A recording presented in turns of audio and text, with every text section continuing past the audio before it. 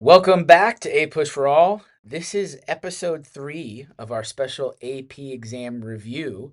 Today we're covering 1844 to 1877, period defined by territorial expansion, sectional crisis, civil war, and the battle over what kind of nation the U.S. would become.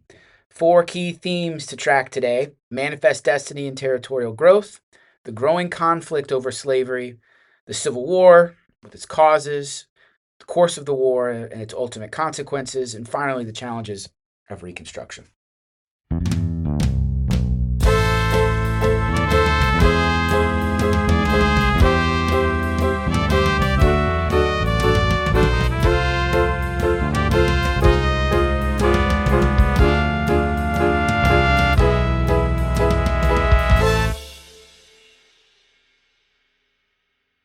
All right, guys, it is crunch time. We've got the exam 1 week from now, pretty much. How's everybody feeling? Pretty much. I'm pretty much feeling pretty good. I feel great. I don't know about my students, Yeah. but I'm not as scared as they are. Yeah, well, we don't have to take it. So, but we're going to get you prepared to take it wherever you are. So let's start with manifest destiny today.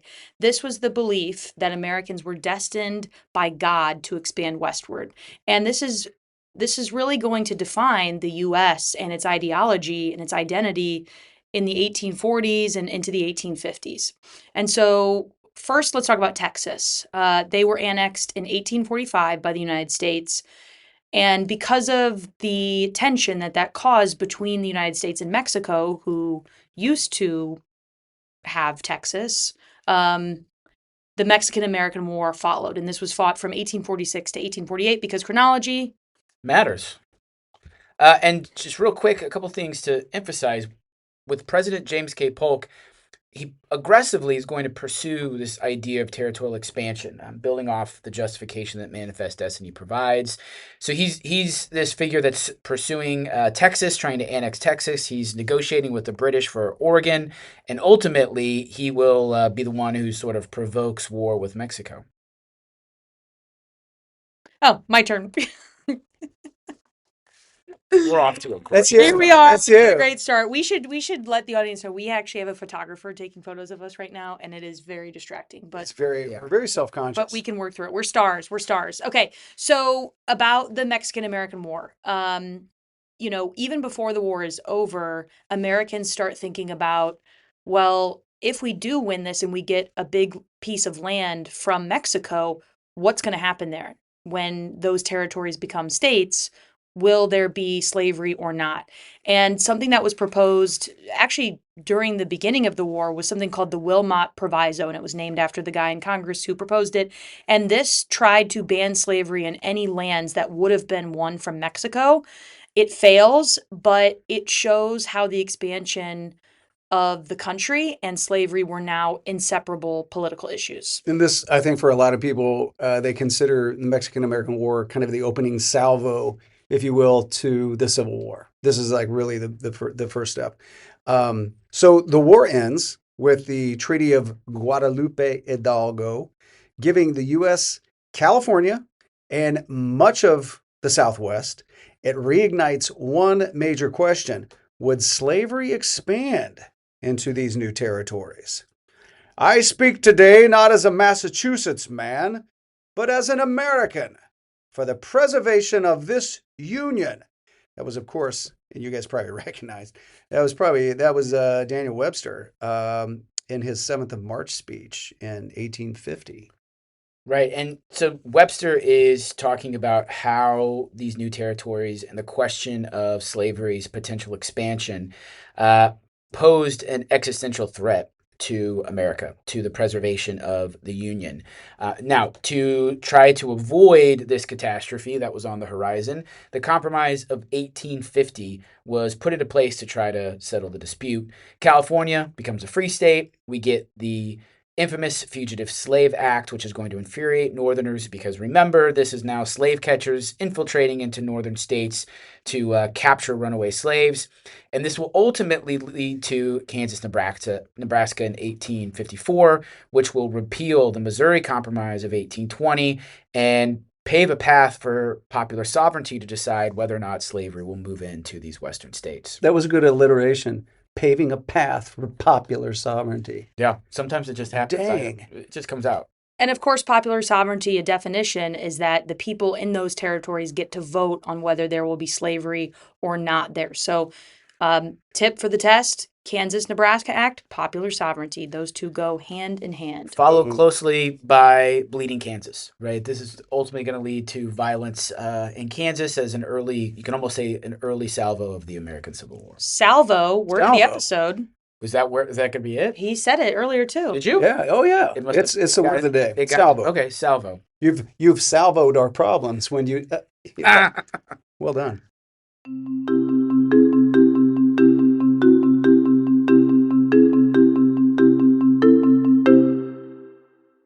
So violence is going to erupt in Kansas, and this will be known as Bleeding Kansas, following the passage of the Kansas-Nebraska Act, because there were people on both sides who you either supported slavery extending to that territory or you did not. So it was like a mini civil war. Another thing that's going to cause a lot of tension is going to be the Dred Scott versus Sanford Supreme Court case, which is decided in 1857, and it's infamously going to rule that African Americans were not citizens and that Congress couldn't ban slavery in the territories. Dred Scott was suing for his freedom because he had been taken to a free state by his owner, and so he, sued for freedom on the grounds that he was on free territory, and it was turned down by the court, and they went a step further, saying enslaved people are considered property and can't bring a suit to court because of that. And so this is a huge stain on the history of the United States, but at the time it really deepens sectional divide. It was a bombshell. And you had abolitionists like Frederick Douglass and Harriet Beecher Stowe challenging slavery through speeches and stories. Stowe's Uncle Tom's Cabin sold hundreds of thousands of copies and galvanized anti-slavery sentiment. A house divided against itself cannot stand. That was a horrible, horrible rendition of what Abraham Lincoln would have sounded like in 1858. I thought so. It was bad. You thought it was bad? I've done so much better. I do think it's a little more nasally. He had Okay. supposedly had a slightly higher pitched, twangy. Okay. Western. So nasal. So if I pinch my nose and Channel higher your pitch, and I day. go like, a house divided against it. No, that's not. That's not too Hey, and that's a Southern accent. What am I doing? He's from Kentucky. Okay, it's Back- kind of mid-south. But anyway, we digress. Let's talk about the rise of new political parties Okay. during this time period. We're going to enter into another party system. We're going to be in our third now. First, for a review, we had Federalists and Democratic Republicans. Then, with the election of Jackson, we had Democrats and Whigs. And now we're going to go to a new party. We've got the rise of the Republicans, which is formed as a purely anti-slavery party. And this is going to be formed out of remnants from the Whig Party, also members of the third party, the Free Soil Party, Liberty Party. yeah, the Free Soil Party. They wanted no slavery, but it wasn't because they were anti-racist. It was because they wanted job opportunities for white people in new territories. And so kind of remnants of different parties is going to form this new political party based off of no slavery. And it's going to be led by Abraham Lincoln and his election.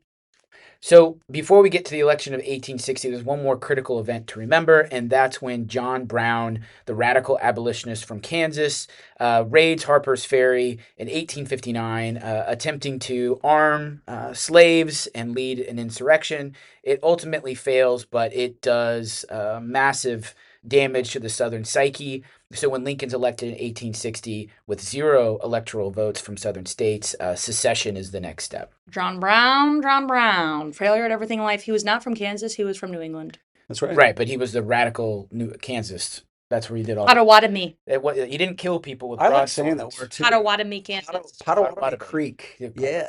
He didn't kill people with swords in New England. He did that in Kansas. Yes. Broadswords. But there's this clip from this historian, Ed Bears. Ed right? Bears, yeah. John Brown, failure at everything in life. And Garrison is pointing to the timer saying that we need to keep going. Okay, you're no fun. You're no fun. Let's just go Garrison. right into the next segment. Well, okay. Here we go. All right, so the war is going to begin at Fort Sumter in Charleston, South Carolina in 1861. And the Union strengths in this war are going to be a lot more industry, which is very important for war making. Also, railroads, lots of railroad connections, and finally, manpower. And the Confederacy, though, they also have their strengths. This war was mostly fought on their home turf, and they also had really strong generals. The Mexican-American War was really a training ground for a lot of officers in the Civil War, and many kind of, Southern gentlemen, they would have considered themselves, went to, the West Point and the other military academies. Yes, that's all true. Major turning points in the war. We know Antietam, the bloody single day. It's going to give Lincoln the victory, quasi victory he needs to release the Emancipation Proclamation. This is another chance. Well, Mr. Hill was going to say, I thought we had a Lincoln It's quote not a coming up. quote. It's not No, a it's a quote. it's a quote from me. And Oh, you put just this just in so we review. know, yes, after the Emancipation Proclamation, Black men are going to join the Union Army in pretty large numbers, and the 54th Massachusetts Infantry is going to be one of the most famous units. And of course, the movie Glory is based off of that. If you've never seen it, after the test, go ahead and watch it. So Gettysburg happens on July 1st, 2nd, 3rd, 1863. It's called the High Tide of the Confederacy. The Confederates lose. This is the beginning of the end. Sherman will march to the sea. Ulysses S. Grant will crush the remaining rebel forces, and the war is essentially over.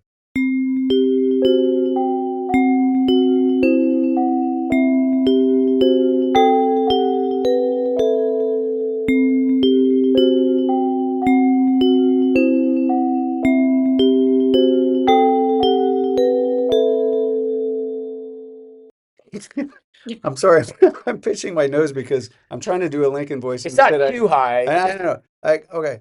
Uh, that this nation, under God, shall have a new birth of freedom. That's like That FDR. was FDR. Damn it! Oh, You oh, got Oh, it. I'm sorry. I meant damn as in like the TVA. oh my And God. like dam Oh, up right, the creek. right, All right, right. right. You know God, what? it's Listen, the end of the year, listen, I'm clearly. gonna go out on a limb here, and I'm gonna say that when Abraham Lincoln, as even tempered as he was, when he got worked up, Yeah. I think he dropped a few cuss words. Okay. So Well, I think that's in it character. was apropos. Okay. All The right. war ends in April 1865. Lee surrenders at Appomattox, but just days later, Lincoln was assassinated. Moment of silence. Okay. The North's economy boomed during the war. Railroads, manufacturing, and wartime industry laid the groundwork for post-war industrial growth. So now that the war was over, it was time to reconstruct the nation. And Lincoln has now passed, and we have a new president in Andrew Johnson. And he followed Lincoln's original plan for Reconstruction, which was known as the 10% plan. It was very lenient. It allowed states to come back into the Union, Confederate states to come back into the Union when only 10% of their Confederate, officers, what would you call it, officers or Confederate leaders. leaders Yeah. had Just pledged their politicians, allegiance, too. back to the Union. Mhm. And this is really going to anger Republicans in Congress, and it really sets up this showdown between who's going to control Reconstruction. Is it going to be the executive branch with Johnson, or is it going to be the legislative branch with Congress, and specifically the radical Republicans, who are going to push for a much harsher Reconstruction and military occupation of the former Confederacy and greater protections for Black citizens? So Reconstruction aimed to reunite the nation and define the new rights of freed people. And you guys, if you don't know any constitutional amendments, these are biggies. Okay, so you got the 13th, 14th, and 15th Amendments, which abolished slavery, guaranteed citizenship, and extended voting rights, at least on paper.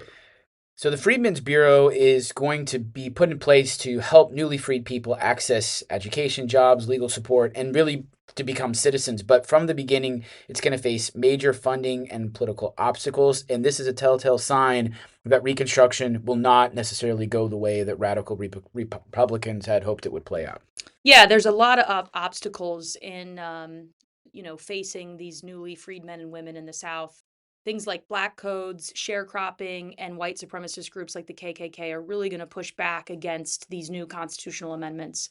And the federal government is going to try to respond with something called the Enforcement Acts, but Northern resolve really weakens over time. And honestly, people in the North become tired of fighting for Reconstruction and fighting for the Civil War. So or in the aftermath of the Civil War. And so being anti-slavery didn't necessarily mean that you were anti-racist. And so that's really the story of why Northerners kind of lose their steam on Reconstruction. And that apathy is going to ultimately lead to 1877 when Rutherford B. Hayes is elected over a shady little backroom deal. But ultimately, his election is going to begin the end of federal troops, and they're going to leave the South, basically returning the southern states, the former Confederacy, to home rule. It'll mark the end of Reconstruction and the beginning of the Jim Crow era. So 1877 is a really important year. You'll often see prompts either start or end with that date because it is the end of something, right?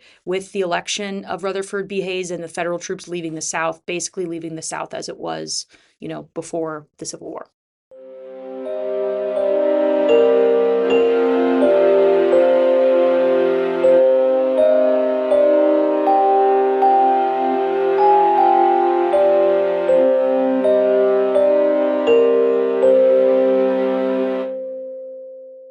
Okay, here's what we want you to try to lock in on. Expansion creates conflict over slavery. The Civil War was caused by deep sectional divisions and debates over federal power. Reconstruction did make some major gains for civil rights, but then saw some pretty major setbacks. So things you want to think about. A lot of the times the APUSH exam will ask questions like this about causation. What caused the Civil War? They might ask you a question such as, evaluate the relative importance of causes. If you ever see that phrase, evaluate the extent of the relative importance. Relative importance is always asking you to rank the causes of something from most important to least important. Another thing you might see are questions about continuity and change over time. So how did African American rights evolve over time? And then finally, comparison questions looking at Lincoln versus the radical Republicans on Reconstruction, or Johnson and presidential Reconstruction versus radical Reconstruction. Expect DBQs and LEQs on slavery's expansion, Reconstruction's successes and failures, and political realignment during and after the war. All right, that's it for our special review session of APUSH for All. If you liked the episode, subscribe on Spotify. We've got a few more episodes coming out. You find it on Spotify, Apple iTunes, YouTube. Leave us a review. Send us a question if you got one, and we'll be happy to try to cover it. Until next time, keep learning from yesterday to make sense of today.